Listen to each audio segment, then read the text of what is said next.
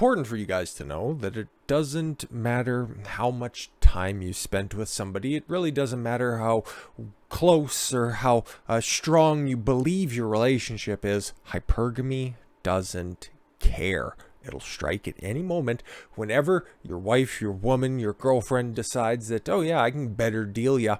They'll leave you like that. Take a look at this headline right here. Mother goes viral with incredible tale of how she left her husband of 14 years. Her husband of 14 years.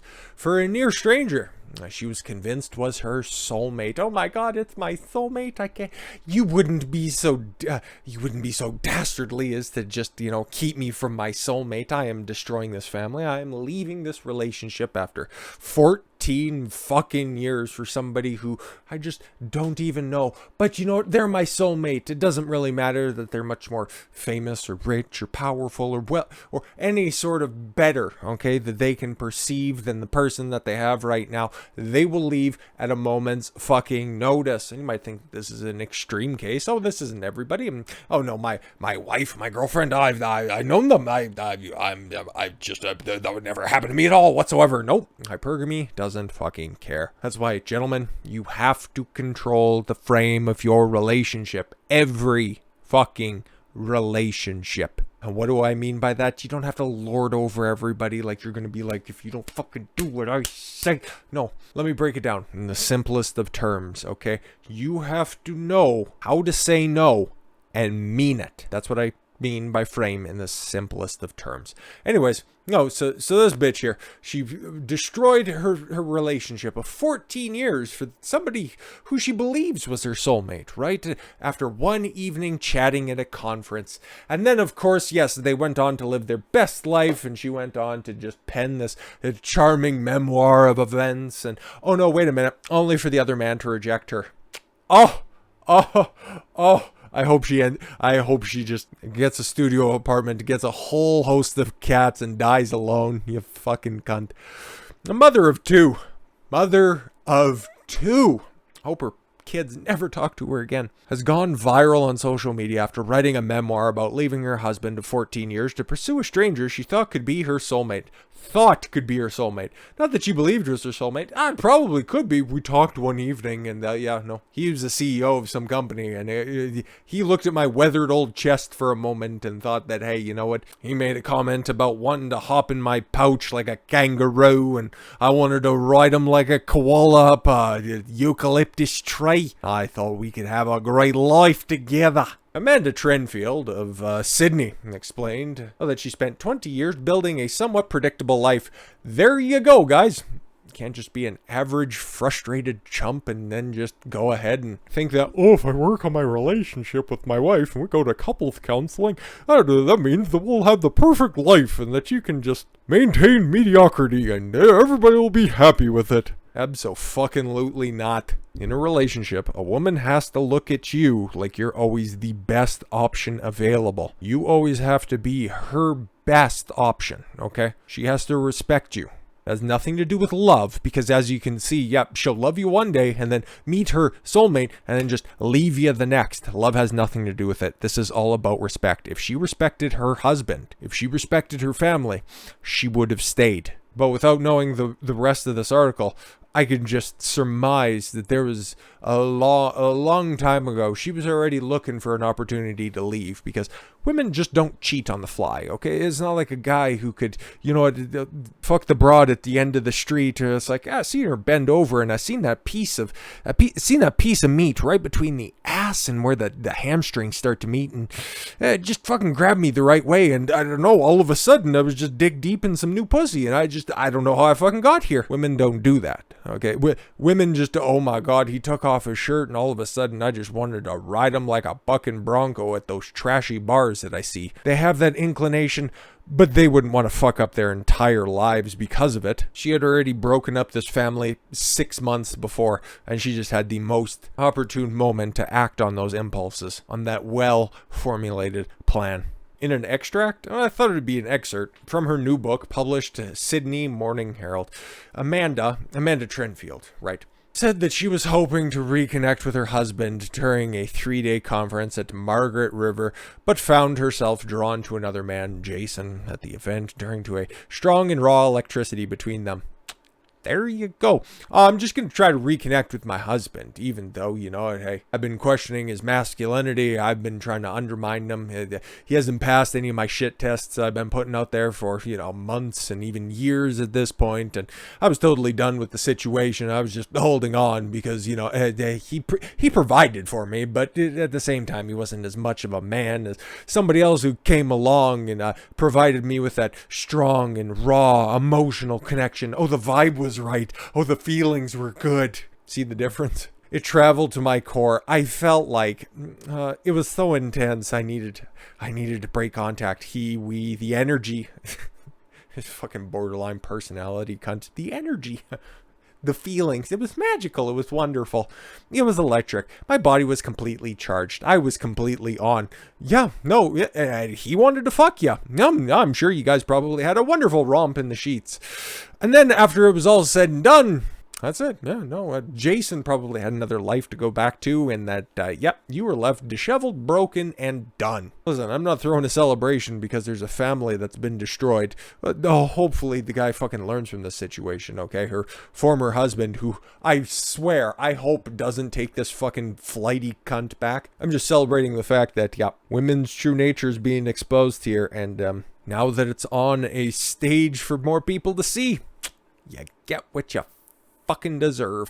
Convinced he was her soulmate.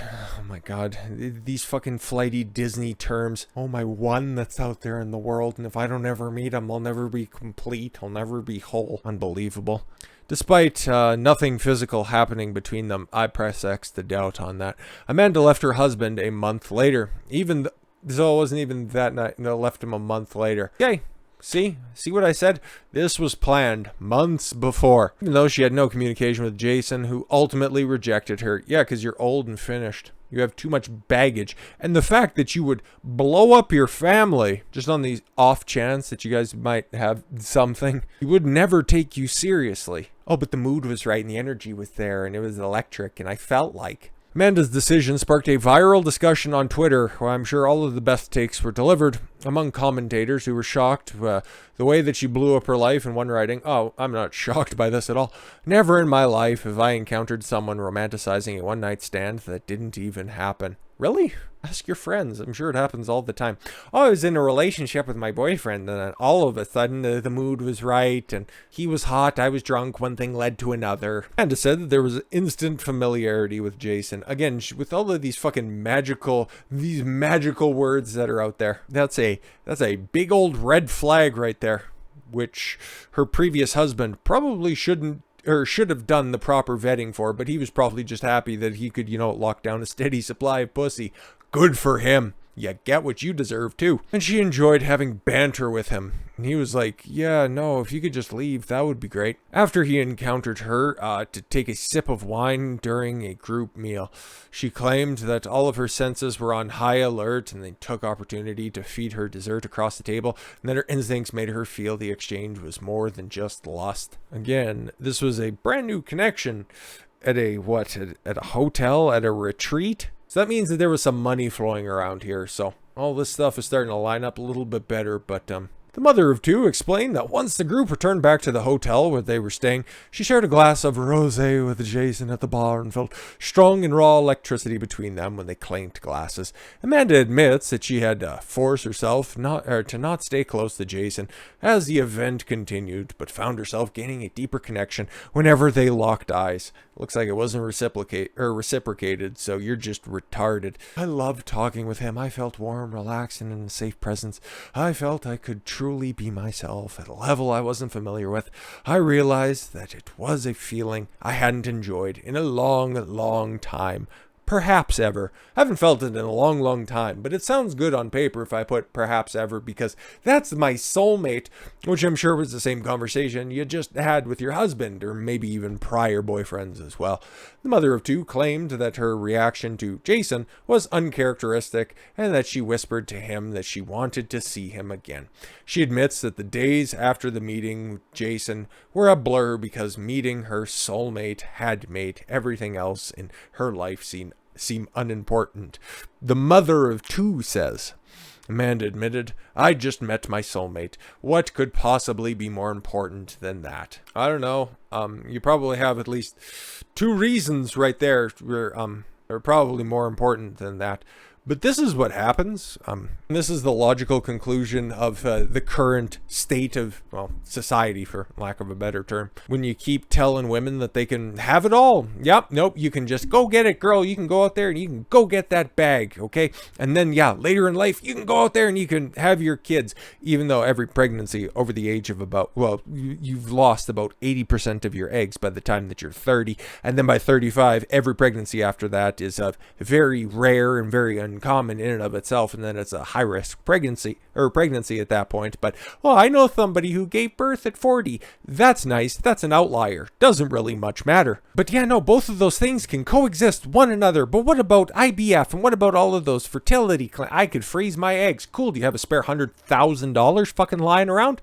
That's about the amount of money that it's going to cost. But then again, now because we're on the Daily Mail, you're going to be able to see this. Yeah, you have all of these old fucking decrepit cunts that are on the side here. All of the stupid Kardashian ladies. All of the fucking, oh yeah, Denise Richards, she's still hot. Chrissy Teigen, she's still super attractive, right? She was a supermodel at one time or another, right? You have everybody who's on here who's, yeah, oh no, she's so attractive at 43 years old. You can just, 55 is the new 24. That's not the fucking case, okay? You keep telling women that your Prince Charming is out there and that one day, if you kiss enough frogs, you'll eventually find your prince. That's never going to fucking happen, okay? And it's an abomination that society has continued to tell women that, and then men for the same thing. And that eventually you're just going to find this turnkey relationship where you're just going to find somebody that's going to be wonderful off the hop. No, everybody's been lied to. And we can talk about men later in a different story, because this is more just centered around the fact that this is exactly what happens when you buy in hook, line, and sinker, as you can just have it all. And then when you continue to try to pursue having it all, you end up with nothing. Let's just wrap this up. Amanda said that it was less than a month after she chose to end her marriage. Again, 80% of divorces are initiated by the women, despite not having any communication with Jason. So did her quote-unquote soulmate really have anything to do with this? Or the fact that the matter is the marriage, that relationship was already gone. She just needed the inspiration to take action on that. However, as the title of her book, When a Soulmate Says No reveals, Jason rejected her and she was left single. Shucks. One commenter said she was so convinced that she had a connection, but I see no evidence they did. She just projected it onto a random dude because she was unhappy. Yeah, exactly. Women are controlled by their emotions, which we've all been there, but don't uproot our lives for it. Third added, yeah, I ditched my husband and kids of 14 years to live my life with you after meeting you once because you're my soulmate. Might be coming on a bit too strong. No wonder he said, no. Yeah, pretty much. Yeah, I want to see what some of these delusional cat food aficionados had to say. I don't really find this embarrassing. She's obviously hated her life, and the emotional zigzag of a crush was all she needed to end it all. I wish she would have took those last couple of words seriously.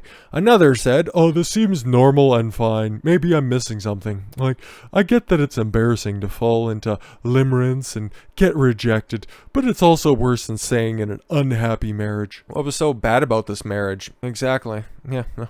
We don't have any other side of this. It's just her words. And it looks like her words have really led to some very successful choices in life. So if I gave enough of a fuck, I might read that book. But I don't. I would just change the name of the title. A Warning to the Modern Woman. That would be probably a little bit more accurate.